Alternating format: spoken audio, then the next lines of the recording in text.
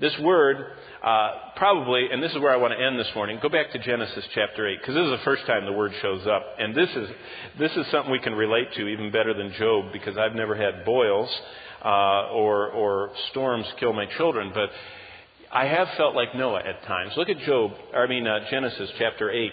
Because this first time this word occurs in the Bible, it's captured by Noah's trusting hope.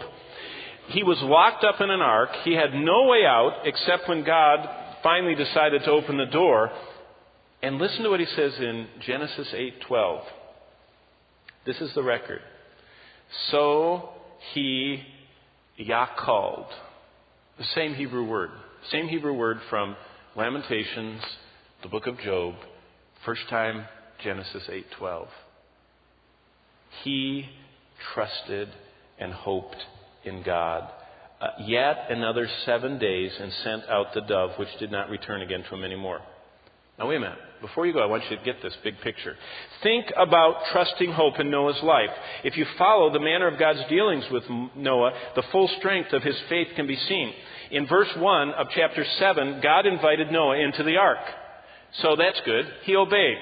In verse 16, God closed the door of chapter 7, verse 16. God closed the door of the ark himself. And it doesn't seem there is any way to get out of the closed ark other than jumping ship. There was only one door in and one door out, and God closed it. It doesn't seem to have a handle, and it's just supernatural. God sealed them in there. And they were closed in unless they jumped from the 40-foot high top of the boat out of there. It was 45 feet high. So they were closed in, and God invited them into the situation, and God closed them into the situation, and they had one thing to do inside that ark. Trust God's timing. And then Noah waited with no messages from God for 314 days, which is 45 weeks of silence. That's from verse 11 of chapter 7. That's the 600th year of Noah's life, the second month and the 17th day, when the Lord told him to get in there and he shut the door.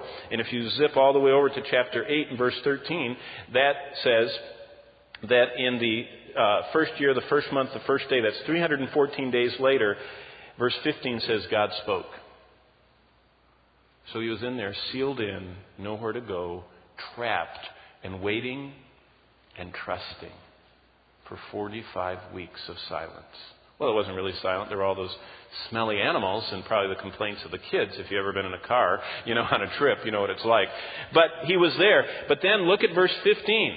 It says, then God spoke, and he says, you can go out of the ark, chapter 8, verse 15. And God opened the door, and he let him go. And the only way to survive inside the ark was by trusting God. God planned the ark. God invited them in the ark. God shut the door of the ark, and God was with them inside the ark. But listen, God sent the storm that they had to go through. And they had to choose whether they were going to abandon ship and take things in their own hand and get all anxious and worry, or they were just going to trust God. The hope that gives us patience and endurance of Romans 15:4 is a hope that trusts God when we can't see where we're going.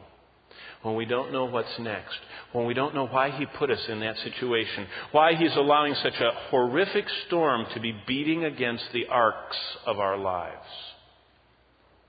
But we don't take matters in our own hands. We trust Him. Fast forward to your own life. If you're saved, God designed your boat. That's the way you travel through life, your body. He invites you into His plan, and you say, I'll obey. When you respond, He shuts you in until the ride is over. And He'll send severe storms, but He stays with us through the storm, inside the ark with us. He lives within us.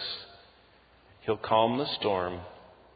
And when it's His perfect time, He opens the door and lets us out into a new world we could never have gotten to if we didn't stay with Him through this process. We can either stay with the plan or jump ship. And the only way to last inside the boat of life is to live in trusting hope. What an example Noah can be to us who are going through storms and trials and adversities and disasters and upheavals and struggles in our lives. But the key is back to Jeremiah. In Lamentations, he said this. This I recall to mind. Therefore I can wait. Therefore I can trust. God's arms are open wide. He says, I want you to trust me. I'm in charge of the boat. I want you to wait for me. I'll recharge you. I'll strengthen you. Plug in. And let me give you hope. No matter what's happening, all the fish are going, the water's going, the world's going, your life is spinning. God says, trust me. Wait for me. I'm in charge of the storms. I'll open the door, and I'll see you through. Hope in me.